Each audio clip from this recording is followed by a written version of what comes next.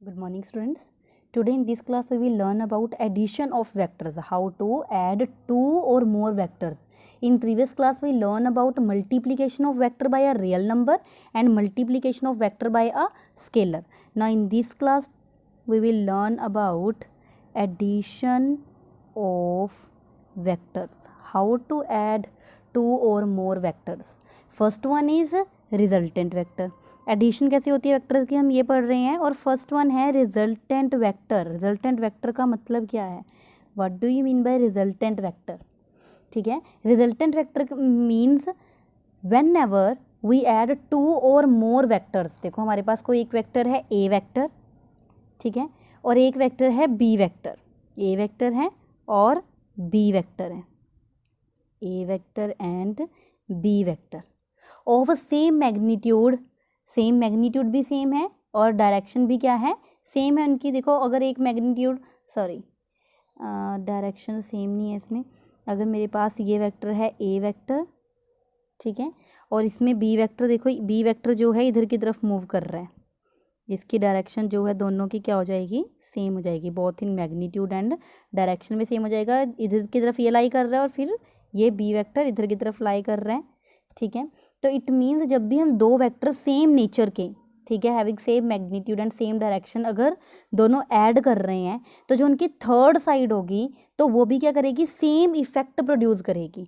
For example ए और B को अगर हम दोनों बोल रहे हैं कि ए और बी जो है जिनके पास सेम इफेक्ट, मतलब जो ए वेक्टर इफेक्ट शो कर रहा है और बी वेक्टर, इन दोनों को ऐड करके जो हमारे पास नंबर आने वाला है वही हमारे पास रिजल्टेंट वेक्टर भी शो करेगा। It means resultant vector is that vector, ये रिजल्टेंट वेक्टर होगा हमारे पास, ठीक है। अगर ये दोनों इधर डायरेक्शन में जा रही हैं तो रिजल्टेंट वेक्टर भी सेम डायरेक्शन में मूव करेगा। It means resultant vector is that vector which produces same effect as it produced by individual vectors together.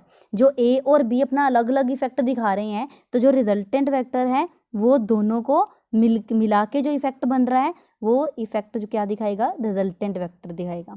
For example if A vector and B vector are added to produce, हम इनको add कर रहे हैं to produce a resultant vector,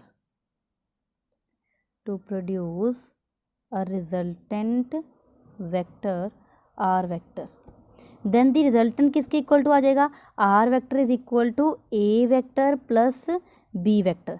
but अब ये नहीं हो सकता कि मेरे पास ए वेक्टर है 3 के इक्वल टू और बी वेक्टर है 2 के इक्वल टू और मैं रिजल्टेंट ऐड कर दूँ 3 + 2 5। नो, ये गलत हो जाएगा। 3 + 2 5 ऐड नहीं होगा, ठीक है, क्योंकि these numbers can not be simply added, क्योंकि वेक्टर क्वांटिटी है ना, तो फिर तो वो स्केलर नंबर बन जाएगा अगर मैं सिंपली ऐड कर दूंगी। इनके साथ तो डायरेक्शन भी है, ये इधर मूव कर रहा है ए वेक्टर, बी वेक्टर भी उधर की तरफ मूव कर रहा है, ए वेक्टर इधर जाना चाह रहा है, ए वेक्टर और बी वेक्टर क्या कर रहे हैं, एक साइड पे मूव कर रहे हैं। और रिजल्टेंट वेक्टर भी क्या करेगा, सेम इफेक्ट शो करेगा। जो ए और बी अपना इंडिविजुअल इफेक्ट शो कर रहे हैं वो रिजल्टेंट कंबाइन करके अपना इफेक्ट शो कर देगा। इट मीन्स रिजल्टेंट वेक्टर कौन सा होता है, जो कि सेम इफेक्ट प्रोड्यूस करता है जो ए और बी अलग अलग इफेक्ट प्रोड्यूस कर रहे हैं, ठीक है। तो it means this is the resultant which produce same effect, magnitude भी सेम आ जाएगा जो ए और बी का अलग अलग, जैसे ए का 3 है बी का 2 है, तो आर की वैल्यू जो है हमारे पास हम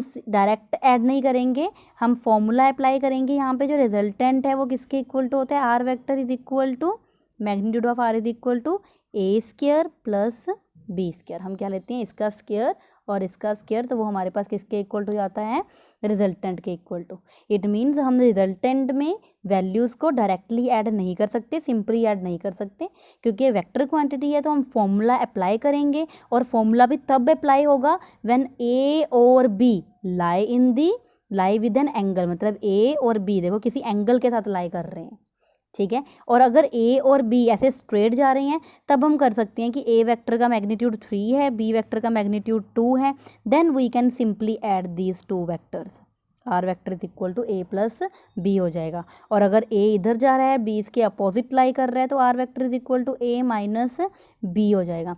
ये सिर्फ उसी केस में होगा जब हमारे पास वेक्टर्स क्या हो रही हैं, स्ट्रेट लाइन में लाई कर रहे हैं। और whenever they are inclined at an angle, किसी भी एंगल से इंक्लाइन कर रखे हैं, तो हमारे पास जो थर्ड वेक्टर आएगा that will be equal to square root of term of A square plus B square. So this is the method how we can add two और मोर वेक्टर्स। ठीक है, तो जो थर्ड साइड है वो किसके equal to आ जाती है, रिजल्टेंट के इक्वल टू आ जाती है। अब इसी से हमारे पास एक नेक्स्ट आर्टिकल आता है that is triangle law of vector addition. हम ट्रायंगल में कैसे वेक्टर्स को ऐड करते हैं, दैट इज हम एक फॉर्मूला निकालते हैं इसमें भी रिजल्टेंट का, triangle law of vector addition, how to add two vectors in a triangle. It means it state that if two vectors, अगर हमारे पास दो वेक्टर, देखो हमारे पास टू वेक्टर्स हैं, रिप्रेजेंट हो रहे हैं बहुत ही दो साइड्स पे, ट्रायंगल की टू साइड्स हमें शो हो रही हैं। ए वेक्टर, एक वेक्टर है हमारे पास दिस वन ए वेक्टर, ठीक है, और इसी की अपोजिट साइड है, इसके साइड पे, इसी की साइड पे जो लाई कर रहा है, sorry, that is B vector, A vector and B vector. So in this triangle of vector addition we have two vectors, both जो magnitude and direction both having same magnitude and same direction, and their resultant, what will be their resultant? Their resultant will be, हमने क्या बोला है अभी पीछे कि हम दो वेक्टर्स को कैसे ऐड करते हैं, दो वेक्टर्स में उनकी थर्ड साइड जो है वो क्या शो करती है, हमें रिजल्टेंट शो करती है, which is resultant bye the third side of triangle and taken in opposite order. देखो ये इधर लाई कर रहे हैं तो ये इधर लाई नहीं करेगा, ठीक है, अगर जाना तो इसे ऐसे चाहिए ना डायरेक्शन, ये ऐसे लाई कर रहा है ट्रायंगल में तो ऐसे ही आना चाहिए, ठीक है, एंटी क्लॉकवाइज, बट रिजल्टेंट के पास सेम इफेक्ट है एज दी मैग्नीट्यूड और डायरेक्शन जो ए और बी के पास है, तो रिजल्टेंट भी किधर की तरफ लाई करेगा, जो ए और बी की डायरेक्शन होगी इधर की तरफ लाई करेगा। So this is the resultant, R is equal to A plus B. हम फॉर्मूला आगे निकालेंगे, इसका फॉर्मूला कैसे डिराइव करते हैं। फर्स्ट ऑफ ऑल आपको ट्रायंगल ऑफ वेक्टर एडिशन के बारे में पता होना चाहिए। Means it states that if two vectors can be represented both in magnitude and direction by two sides of triangle, then their resultant is represented by the third side of triangle. तो it mean जो इसका resultant है वो क्या होगा, third side. Consider कर लिया हमने A vector and B vector inclined at an angle theta, A vector और बी वेक्टर को किस एंगल से रखा हुआ है, थीटा एंगल के साथ इंक्लाइन कर रखा है।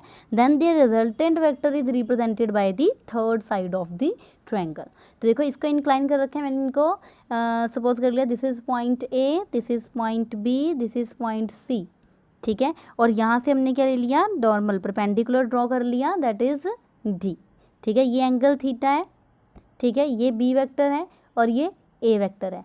Now we will apply, now we can say that this A D C, जो ए डी सी है ये राइट एंगल ट्रायंगल है, ठीक है, एंगल हम यहाँ पे बोल देंगे triangle A D C, triangle A D C ये क्या है, राइट एंगल ट्रायंगल है। So here triangle A D C. अब हम ट्रायंगल ऑफ वेक्टर एडिशन के लिए क्या कर रहे हैं, फॉर्मूला डिराइव कर रहे हैं रिजल्टेंट का। तो triangle A D C is right angle triangle, ठीक है, तो यहाँ से हमारे पास क्या बन जाएगा, A C square is equal to A D square, A D square plus D C square. It means A C square hypotenuse square is equal to perpendicular square plus B square. Now this A D is divided into two parts, A B और B D में है, ठीक है, divide हो रखा।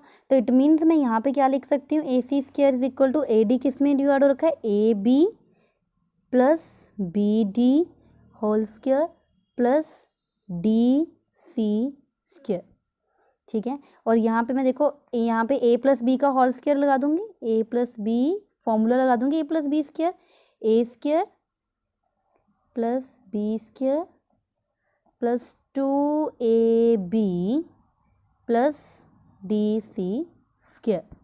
Now what is this A B, A B की value क्या है, ए स्क्वायर, और बी डी की वैल्यू क्या है, अब मुझे बी डी और सी डी की वैल्यू फाइंड करनी पड़ेगी। तो देखो बी डी और सी डी मैं यहाँ पे फाइंड कर सकती हूँ, ठीक है, ये मुझे पता है हमारे पास बी डी और सी डी के लिए हमारे पास हाइपोटेनस की वैल्यू पता है, ठीक है। तो as we know cos theta किसके इक्वल टू होता है, cos theta is equal to base upon hypotenuse, base is B D and hypotenuse is B. तो यहाँ पे हमारे पास किसकी वैल्यू आ जाएगी, B D is equal to B cos theta, ठीक है। सिमिलर एज हम यहाँ पे सी डी की वैल्यू फाइंड कर सकते हैं।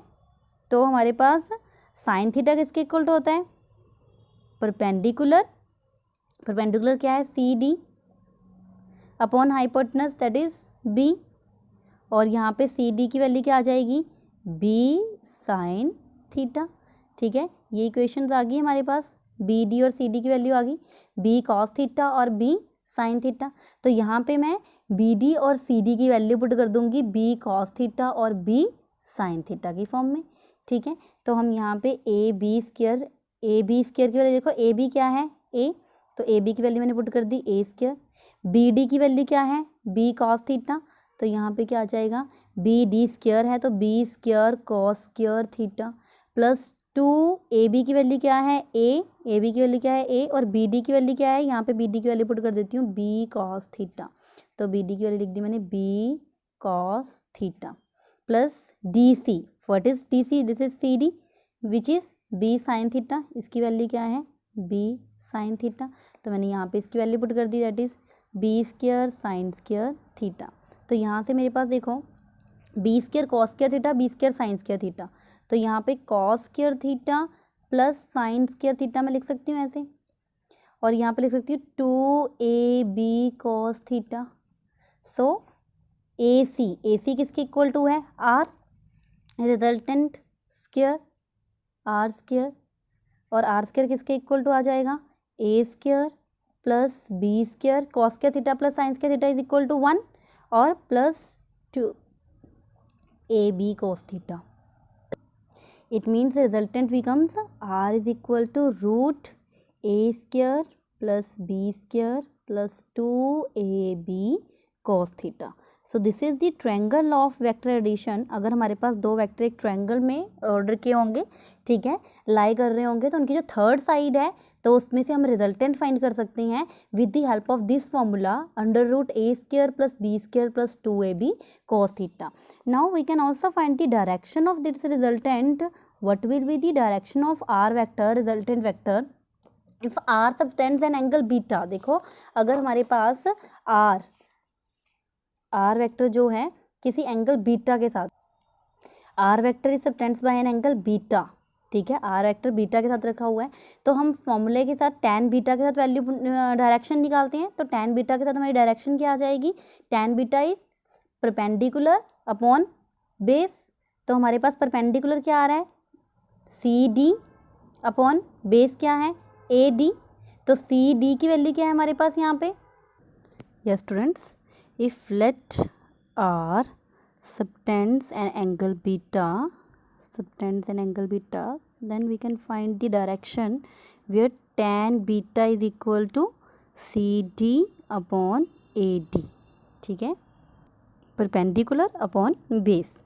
Here perpendicular is b sin theta, ठीक है, डायग्राम में परपेंडिकुलर क्या है C D which is B sine theta and A D is total A plus B cos theta. So this is the formula from which we can find the direction, and this is the formula from which we can find the resultant in triangle law of vector addition. Thank you.